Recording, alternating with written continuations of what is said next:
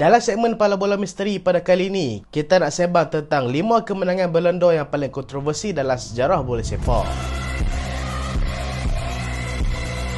Assalamualaikum dan selamat datang ke Pala Bola Studio. So, hari ni kita nak sembang pasal 5 kemenangan Ballon d'Or yang paling pelik dalam sejarah bola sepak. Game review kita sabar Zat. Aku pun tak sabar lah nak sembang pasal UCL. Pasal apa lah mereka letak game paling best awal-awal.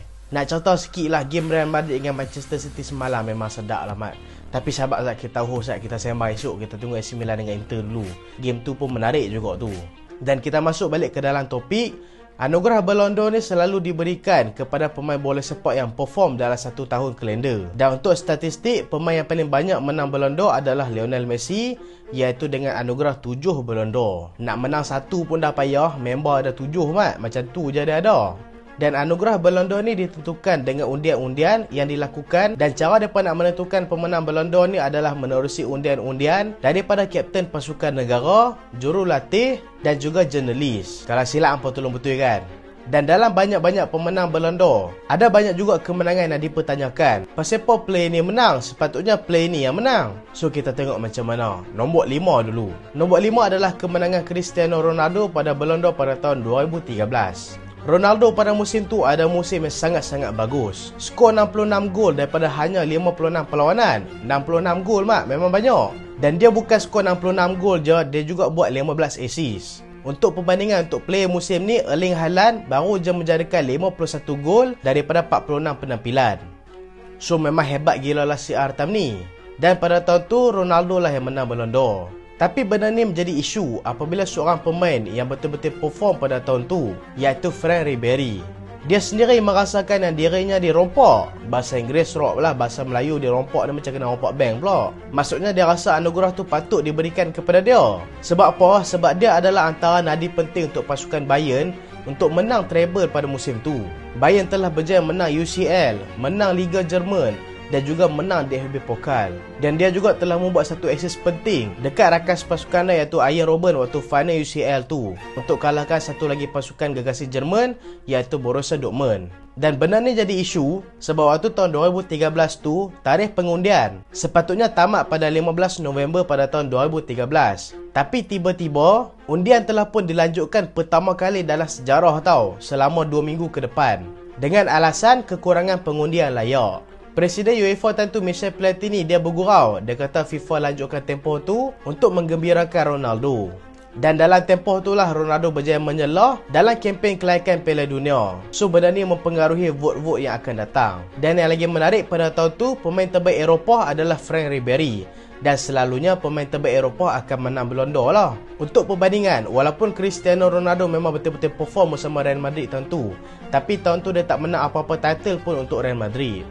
Dan sampai hari ni, Franck Ribéry beritahu yang dia rasa dia deserve dapat Ballon d'Or pada tahun tu. Dan hampa rasa adakah betul Franck Ribéry deserve ataupun Cristiano Ronaldo memang deserve disebabkan prestasi hebat di tahun tu? Hampa boleh komen kat bawah. Kita masuk nombor 4 pula. Bila tadi dah ada CR, mesti ada Messi pula. Nombor 4 adalah Lionel Messi pada tahun 2010. Waktu tu Messi telah memenangi anugerah Ballon d'Or kedua dalam karier dia. Dan untuk pengetahuan hampa, waktu tahun Messi menang ni adalah kali pertama FIFA gabungkan anugerah Ballon d'Or dengan anugerah pemain terbaik tahunan. Sebab sebelum tu anugerah pemain terbaik tahunan FIFA dan juga anugerah Ballon d'Or adalah berasingan. Dan juga buat pertama kali, kapten dan juga jurulatih pasukan negara boleh mengundi sekali bersama jurnalis. Dan selalunya lah kalau ada kempen Piala Dunia, pemain yang paling perform dalam Piala Dunia itulah yang akan dipilih untuk memenangi Ballon d'Or. Contoh macam Fabio Cannavaro pada tahun 2006. Walaupun time Fabio Cannavaro menang pun orang kata rock juga. Tapi disebabkan Fabio Cannavaro betul-betul perform dalam World Cup 2006, dia dipilih untuk menang Ballon d'Or.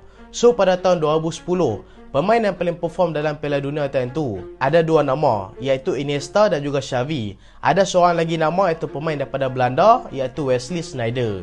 Tapi secara mengejutkan, Lionel Messi telah berjaya memenangi anugerah Ballon d'Or tahun tu. Ramai yang mengatakan dua calon yang paling deserve untuk berada dekat top 2 Ballon d'Or pada tahun tu adalah Iniesta dan juga Sneijder. Iniesta adalah disebabkan peranan penting dia bersama skuad Spanyol dan juga bersama Barcelona. Walaupun tahun tu Barcelona tak juara UCL, tapi dia dapat layak sampai ke semifinal. Untuk Sneijder pula, musim tu dia memang menjadi enjin dalam pasukan Jose Mourinho untuk memenangi title UCL bersama Inter Milan tahun tu. Dan dia juga menjadi nadi penting untuk pasukan Belanda untuk marah sampai ke final Piala Dunia. sebelum dikalahkan oleh pasukan Sepanyol. Dan secara mengejutkan, prestasi hebat Sneijder pada tahun tu bukan saja tak dapat menang Ballon d'Or, malah tak dapat top 3 pun. Sebab top 3 Ballon d'Or time tu adalah 3 pemain Barcelona, iaitu nombor 1 Messi, nombor 2 Iniesta, nombor 3 iaitu Xavi. Sneijder just dapat nombor 4 je. Walaupun time tu Argentina melalui kempen Piala Dunia sangat mengecewakan, kalah dengan pasukan Jerman 4-0. Walaupun musim tu Messi betul-betul perform, membuat 59 gol kontribusi daripada hanya 53 game, tapi ramai yang mengatakan Sneijder deserve untuk dapatkan Ballon d'Or pada tahun tu, disebabkan kontribusi dia bersama pasukan kelab dan juga pasukan negara. So apa pendapat hampa? Adakah hampa rasa Ballon d'Or pada tahun 2010 ni di-rob juga? Ataupun hampa rasa Messi memang betul-betul deserve untuk dapat Ballon d'Or pada tahun 2010? Hampa boleh komen kat bawah. Kita masuk nombor 3 pula.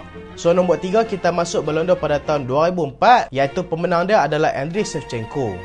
Pada tahun 2004, ramai juga mengatakan Ballon d'Or ni adalah kontroversi, sebab pemenang dia adalah Andriy Shevchenko yang perform bersama AC Milan time tu, telah berjaya buat 41 gol contribution dalam 51 game bersama pasukan AC Milan, dan juga Andriy Shevchenko menjadi watak penting untuk membantu pasukan AC Milan menang Scudetto. Dan kalau hampa nak tahu, pada awal tahun 2000 dulu, orang memandang Liga Serie A ni sebagai liga paling hebat dekat dunia. So bila mana-mana player perform dekat situ, depa ni lah yang akan diangkat. So dulu ni memang banyak bias gila dekat Liga Serie A. Dan pada tahun tu, aku rasa ada 2 player yang lagi deserve untuk menang Ballon d'Or, iaitu yang pertama adalah Thierry Henry, legenda Arsenal. Yang kedua adalah Deco. Sebab apa aku kata macam tu? Pertama sekali Thierry Henry. Pada tahun 2004, waktu tu Arsenal baru menjalani musim invisible, dan Thierry Henry adalah antara watak penting dalam skuad Arsenal. Kalau hampa nak tahu, untuk kalender tahun pada tahun 2004, Thierry Henry telah berjaya buat 62 gol contribution dalam hanya 57 game bersama pasukan Arsenal.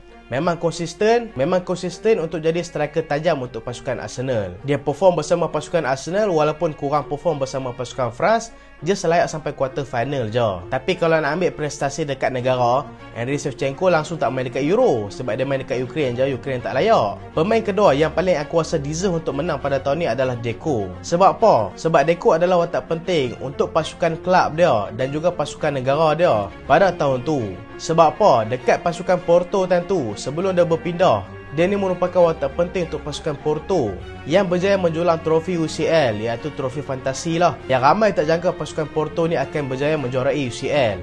Dan untuk pasukan Portugal pula, dia menjadi antara pemain yang paling penting dalam pasukan untuk membuatkan pasukan Portugal ni layak sampai ke final pada tahun 2004. Sebelum dikalahkan oleh juara fantasi juga tentu, ramai tak sangka mereka akan jadi juara, iaitu pasukan Greece. Walaupun kalah dekat final, tapi Deco tetap memainkan peranan penting, lagi-lagi dekat semi-final Euro. Dan sebagai seorang midfielder, Deco telah berjaya buat 34 gol contribution dalam 54 game pada tahun tu, iaitu 25 daripada dia adalah assist. Tapi sayang, time tu pemain yang dipilih untuk menang Ballon d'Or adalah Andriy Shevchenko. Walaupun dia ni memang seorang pemain yang hebat, tapi aku rasa tahun tu yang paling deserve untuk menang adalah Deco. Dan macam biasa, adakah hampa rasa Andriy Shevchenko ni memang layak untuk menang Ballon d'Or, ataupun hampa rasa Thierry Henry ataupun Deco layak untuk menang Ballon d'Or tu?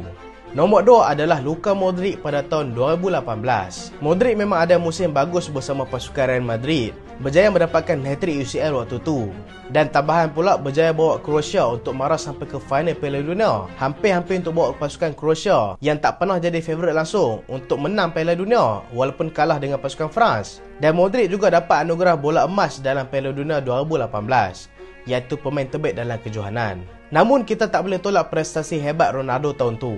Prestasi Ronaldo dekat Real Madrid, lagi-lagi akhir-akhir dia dekat Real Madrid, memang gila. Dia merupakan tunjang utama dalam pasukan Real Madrid, berjaya buat 18 gol contribution untuk pasukan Real Madrid dalam UCL dalam hanya 13 perlawanan je. Namun prestasi Modric dalam 7 game dekat Piala Dunia memang cukup-cukup mantap. Aku boleh kata prestasi Modric ni memang memukau semua orang.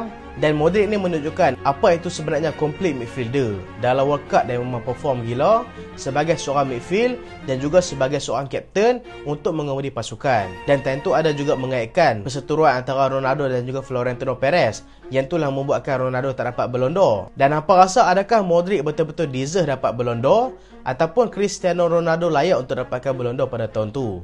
Kalau si A dapat tahun tu, boleh kata dia ada 6 Ballon d'Or lah. Tapi dia tak dapat, dia ada 5. 5 pun dah banyak dah tu. Dan akhirnya kita ke nombor 1. Nombor 1 adalah Pavel Nedved pada tahun 2001. Sebelum era Messi dan juga Ronaldo, skor 40 gol semusim ni bukanlah satu benda yang normal. Lepas ada Messi dengan CR je, skor 40 gol ni menjadi satu penanda aras untuk menunjukkan yang Hanis seorang pemain cukup bagus. Tapi sebelum tu benda tu bukan normal. Dan pada tahun tu, pemain legenda Arsenal sekali lagi Thierry Henry berjaya mencatatkan 68 gol contribution sepanjang kalender setahun dalam 2003. Walaupun waktu tu gagal menang EPL sebab dia pekalah dengan pasukan Manchester United, tapi pencapaian tu adalah satu pencapaian yang cukup bagus. Pemenang Ballon d'Or time tu adalah Paven Edward, memang seorang pemain yang bagus pada musim tu, telah berjaya buat 14 gol dan juga 17 assist untuk pasukan Juventus, yang mana aku kata satu catatan yang cukup bagus lah sebagai seorang pemain midfield. Dan dia juga telah berjaya bawa pasukan Juventus untuk menang Supercoppa Italia dan juga Scudetto. Musim tu ramai yang mengatakan Thierry Henry ni dirob ataupun dirompak adalah disebabkan kehebatan dia daripada segi menyerang dan juga playmaker. Sebab musim tu Thierry Henry telah berjaya mendapat top assist dalam EPL tau.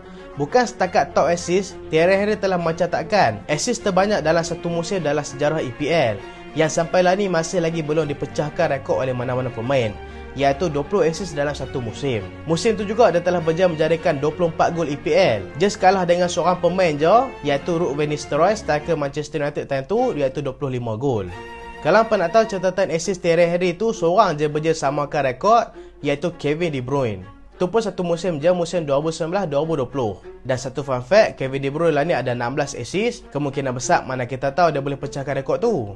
Waktu tu ramai terkejut sebab Paven Edward berjaya menang. Sebab waktu tu ramai favouritekan Thierry Henry untuk menang disebabkan kempen yang hebat bersama pasukan Arsenal. Tapi sayanglah time tu macam aku kata, pemain-pemain yang bermain dekat Serie A ni memang dipandang tinggi, so jadi bias sikit. Dan apa pendapat hampa? Hampa rasa betul ke Thierry Henry ni dirompak ataupun hampa rasa Paven Edward ni betul-betul layak untuk menang Ballon d'Or? Dan satu fakta bonus adalah pada tahun 2020. Ni kalau kena rompak orang lain menang tak apa lagi tau. Ni tahun 2020 mereka punya dengki tak buat terus Ballon d'Or.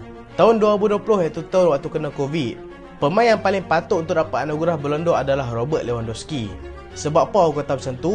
Robert Lewandowski menjadi striker utama pasukan Bayern Munich yang betul-betul tajam musim tu.